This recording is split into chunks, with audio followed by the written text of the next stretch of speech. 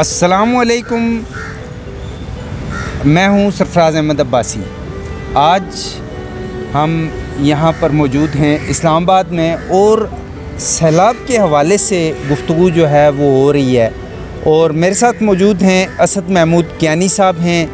میرے left side پہ، اور ان کے ساتھ آگے آپ دیکھ سکتے ہیں کہ چودھری طارق حمزہ ہمارے ساتھ موجود ہیں۔ تو آج کا جو ہمارا ٹاپک ہے وہ ہے سیلاب، اور سیلاب سے خاص طور پہ جو پنجاب میں تباہی آئی ہے، ایک فصلوں کا نقصان ہو تو چلیں ایک معمول کی بات ہے، ہر سال ہوتا ہی ہے، اس کے ساتھ ساتھ کچھ انسانی زندگیاں بھی گئی ہیں، اس میں لوگوں کے گھر تباہ ہو گئے ہیں، لوگ بے گھر ہو چکے ہیں، اور بغیر چھت کے کھلے آسمان تلے اس وقت بہت سارے لوگ جو وہ موجود ہیں۔ تو حکومت کی جانب سے جتنی مرضی کوشش کی جائے، یہ تمام کوششیں کرنے کے باوجود تاہم حکومت کی جانب سے جو انیشیٹو لیے جا رہے ہیں ان پہ کسی قسم کے شک و شبے کی گنجائش نہیں ہے کہ حکومت اپنے جو ہے ایک زبردست کام کر رہی ہے۔ تو میں شکر گزار ہوں کہ اسد محمود کیانی صاحب نے ہمیں ٹائم دیا ہے، اس کے ساتھ طارق حمزہ صاحب ہیں، انہوں نے وقت دیا ہے۔ تو کیانی صاحب یہ فرمائیے گا کہ اس وقت جو خاص طور پہ پنجاب میں جو صورتحال ہے، اور اس کے ساتھ ساتھ ریلے جو ہے وہ سندھ میں داخل ہو چکے ہیں، سندھ میں بھی بڑی تباہی کا جو وہ سلسلہ ہے وہ جاری ہے۔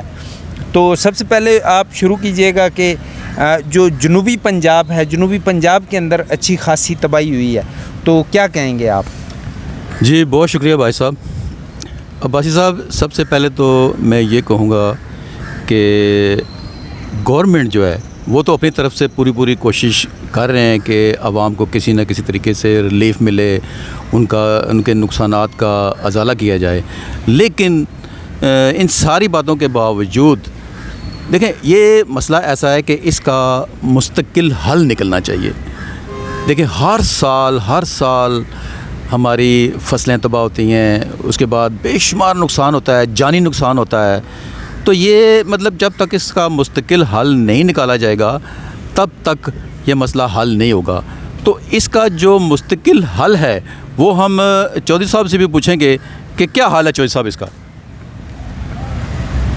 بسم اللہ الرحمن الرحیم۔ سب سے پہلے تو سرفراز عباسی صاحب آپ کا شکریہ، آپ نے موقع فراہم کیا، اور اسد کیانی صاحب جیسے آپ نے ذکر کیا کہ یہ سیلاب ہر سال تقریباً آتا ہے، لیکن اس دفعہ یہ ہے کہ ایک تو قدرتی آفت کی شکل یہ اختیار کر گیا، اور اس میں سب سے پہلے گلگت بلتستان کا نقصان ہوا، پھر کے پی کا نقصان ہوا، پھر پنجاب کا نقصان ہوا، اور اب سندھ کا نقصان ہونے جا رہا ہے۔ تو ایک تو یہ قدرتی آفت ہے، پھر بارشوں کا جو سلسلہ ہوا، پری مونسون پھر پوسٹ مونسون، بارشیں بھی اس دفعہ زیادہ ہوئی، اور سب سے جو اہم فیکٹر اس میں یہ ہے کہ جو انڈیا نے پانی دریاؤں میں چھوڑا، اور اطلاع کے بغیر چھوڑا، اس سینس میں کہ جو معاہدہ ہے پاک بھارت اس کو معطل کیا ہوا ہے بھارت نے، اور پھر بھارت نے ڈیمز بنائے اور پھر پانی روکا، اور اچانک وہ پانی اس موسم میں دریاؤں میں چھوڑ دیا، خصوصاً ستلج کا دریا، راوی، چناب، بیاس، پنجن، تمام دریاؤں میں پانی چھوڑ دیا گیا۔ اور پہلے تو یہ بہت تیزی سے ریلے چھوڑے گئے اس وقت جب کہ ادھر بارشیں شدید ہو رہی تھیں، اور پھر دوسرا ریلا آیا، اور اب تیسری لہر آئی۔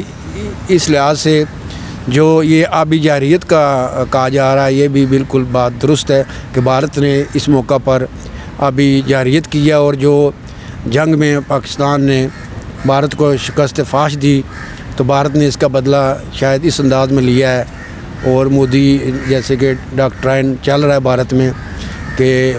بھارت کی جو موجودہ رجیم ہے اس کی ہمیشہ یہ کوشش ہوتی ہے کہ پاکستان کو نقصان پہنچایا جائے، اور اسی تعصب اور دشمنی کے بنیاد پہ انہوں نے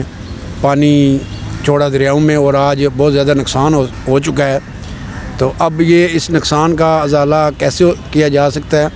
اس میں ایک تو میں سمجھتا ہوں کہ سب کو جو متاثرین ہیں ان کی مدد کرنی چاہیے، پورے پاکستان کو من حیث القوم ہر شخص کو مدد کرنی چاہیے سیلاب متاثرین کی. گورنمنٹ تو اپنی جگہ مدد کر رہی ہے, لیکن جو جتنا بڑا ڈیزاسٹر ہے, اس ڈیزاسٹر میں سب کی ذمہ داریاں ہیں کہ وہ ایک دوسرے کا ساتھ دیں اور اس مشکل وقت میں پوری قوم ایک ہو کر متاثرین کا ساتھ دے. یہ بہت بڑا ڈیزاسٹر ہے. یہاں جو بات آپ نے کی اسد کیانی صاحب, تو میں یہ کہوں گا کہ اس کا ایک حال تو یہ ہے کہ ڈیم بنائے جائیں. تو اس پہ بات بڑھانے سے پہلے میں کہوں گا کہ سرفراز عباسی صاحب, آپ اس بارے میں کیا کہتے ہیں؟ اچھا, یہ جو آپ ڈیم بنانے کی بات کر رہے ہیں, یہ فی الوقت تو یکدم کوئی بھی کام کرنا ممکن نہیں ہے, ممکنات میں سے نہیں ہے. تو سب سے پہلے میں یہ کہوں گا کہ اس وقت جو سیلاب سے متاثرہ لوگ ہیں, ان لوگوں کے لیے جو مشکلات ہیں, جو چھت ان کے گھر سر سے غائب ہو چکی ہے, ان کے اگر کسی کا مکان کوئی رہ بھی گیا ہے تو اس کی بنیادیں کمزور ہو چکی ہیں, حکومت انیشیٹو لے رہی ہے. لیکن ایک عام آدمی کے لیے ہمارا جو میسیج ہے اس وقت وہ یہ ہے, سیلاب متاثرین کی مدد کریں, ان لوگوں تک چیزیں پہنچائیں, ان لوگوں تک خوراک پہنچائیں, ان لوگوں کو, تاکہ ان کی سروائیول ہو سکے. اس کے ساتھ ساتھ کیانی صاحب میں اور آپ کو بتاتا چلوں کہ سب سے اہم بات جو ہے وہ یہ ہے کہ اس وقت وبائی امراض نے جو ہے ایک حملہ شروع کر دیا ہے ان لوگوں کے اوپر جو لوگ سیلاب سے متاثرہ ہیں, جو کیمپوں میں رہ رہے ہیں, یا جو لوگ کھلے آسمان تلے ہیں. چونکہ یکدم تو کسی قسم کا کوئی وہ نہیں کیا جا سکتا, تو ریلیف کی صورت میں ان کو کھانا پرووائڈ کیا جا رہا ہے, ان کو دیگر سہولیات دی جا رہی ہیں. لیکن اس وقت جو بیماریوں کا حملہ ہے وہ انتہائی خطرناک ہے. تو میں یہی اپیل کروں گا کہ جو اہل ثروت ہیں وہ میڈیسنز کا بندوبست کریں, ان کی خوراک کا بندوبست کریں, ان لوگوں کو ایسے محفوظ مقامات پر ان کی رہائش کا انتظام کیا جائے تاکہ وہ بحالی تک تاکہ وہ بیماریوں سے بچے رہیں, بھوک سے بچے رہیں. اور جو ایک آپ یقین نہیں کریں گے, آپ یہ مانیں کہ ایک افلاس کی کیفیت جو ہے وہ پیدا ہونے جا رہی ہے, اور اس کے ساتھ ساتھ وبائی امراض نے اتنا ایک زیادہ لوگوں کو پریشان کر دیا ہے کہ بہت سارے لوگ جو ہے وہ سیلاب سے تو بچ گئے, لیکن اب سیلاب کے بعد کا جو منظر ہے, جو وبائی امراض ہیں, ان سے بچنا ان کا جو ہے بڑا ضروری ہے. جی چوہی صاحب, عباسی صاحب, میں یہ کہوں گا کہ آپ نے کہا, چوہی صاحب نے کہا جی کہ ڈیم بننے چاہیے, زیادہ سے زیادہ ہمارے ملک میں ڈیم ہونے چاہیے تاکہ ہمارا پانی سٹور ہو اور ہمارا جو یہ نقصانات ہوتے ہیں وہ نہ ہوں. تو اس میں یہ کیا آپ کہیں گے کہ ڈیم کیوں نہیں بن رہے, کون نہیں بننے دے رہا؟ اور یہ مثال کے طور پہ اگر کوئی بندہ ڈیم نہیں بننے دے رہا, اس مسئلے کا حل نہیں نکالنے دے رہا, تو پھر اس سارے معاملے کا وہ ذمہ دار نہیں ہے؟ یہ کیانی صاحب بڑی اچھی اور بات کی کہ ڈیم کیوں نہیں بن رہے, اس کی کیا وجہ ہے. تو اس میں یہ سمجھتا ہوں کہ یہ جو ایک ہمیشہ جہاں بھی اس ایشو کی بات ہوتی ہے تو ایک بات کہی جاتی ہے کہ سیاسی اختلافات کی نظر ہو گئے. ڈیم نہ بننا سیاسی جماعتوں کے باہمی اختلافات کی وجہ سے ہے. یہ ایک اس پہ نیگیٹیوٹی بھی ہے اور الزام بھی ایک لگایا جاتا ہے سیاستدانوں پہ. اب جب کہ یہ بہت بڑا ایک ڈیزاسٹر ہو چکا ہے اور پوری قوم کو یہ سمجھ آ گئی ہے کہ یہ بھارت کی آبی جارحیت سے بچنا ہے, تو اس میں سیلاب سے بچنا ہے, تو اس میں پھر ہمیں ڈیم بنانے پڑیں گے. تو اس میں سمجھتا ہوں کہ جب کالا باغ ڈیم کا اعلان ہوا تھا تو یہ پاکستان کے لیے ایک بڑا اچھا موقع تھا کہ ڈیم بنا دیا جاتا, اور تربیلا منگلا کے بعد, جی ہاں بالکل, تربیلا منگلا اور اس کے بعد جب کالا باغ ڈیم بن جاتا تو یہ 3 بڑے ڈیم ہمارے پاس ہوتے اور کافی حد تک ہم اس نقصان سے بچ سکتے تھے. یہ ایک سٹڈیز ہے یا جو ریسرچ ورک ہے یا جو ماہرین ہیں وہ ان کا یہ خیال ہے کہ یہ ڈیم بننے چاہیے تھے, اور کالا باغ ڈیم نہ بننے سے یہ سب سے بڑی جو پرابلم بنی ہے اس وقت خصوصاً پنجاب میں اور سندھ میں اور کے پی میں, یہ سب جو ہے یہ کالا باغ ڈیم نہ بننے کی وجہ سے ہے. اس پہ جہاں تک میں نے یہ بات کی کہ وجہ کیا ہے, تو وہ بھی میں نے آپ کو بتا دیا کہ سیاسی اختلافات کا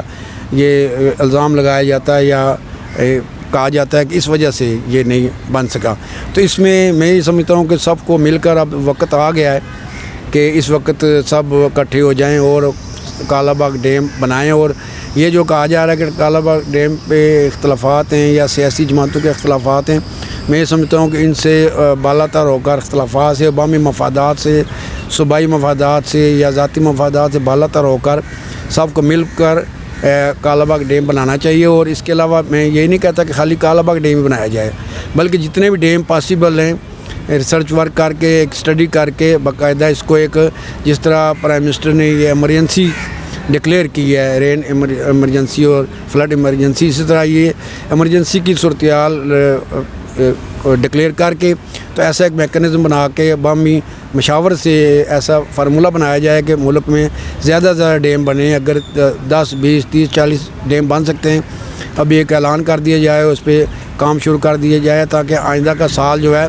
اس پہ ہمیں یہ حالات نہ دیکھنے پڑیں. ایک میں اور بات یہاں کرنا چاہوں گا کہ NDMA کا کردار بہت زبردست اور بہترین اور بہت اچھا ہے, اور بڑا اچھا کام کیا ہے اس موجودہ صورتحال میں NDMA میں. اور اس کے علاوہ 1122 اور جو ایمرجنسی سروسز ہیں, خصوصاً پولیس, پنجاب میں پولیس نے بہت کام کیا ہے, تو یہ سرکاری اداروں نے بہت اچھے کام کیے ہیں. ڈسٹرکٹ ایڈمنسٹریشن بڑی فعال رہی ہے اور گورنمنٹس نے بڑا کام کیا ہے, لیکن یہ اتنا کام نہیں ہے کہ اس سے یہ ڈیزاسٹر کو فیس کیا جا سکے. اس سے بہتر اور اس سے زیادہ کام کرنا چاہیے. ایک میں بات اور بھی کرنا چاہتا ہوں کہ بلاول بھٹو زرداری نے بات کی بینظیر انکم سپورٹ پروگرام کی اور انٹرنیشنل فنڈنگ کی, تو یہ بھی بڑا اہم پوائنٹ ہے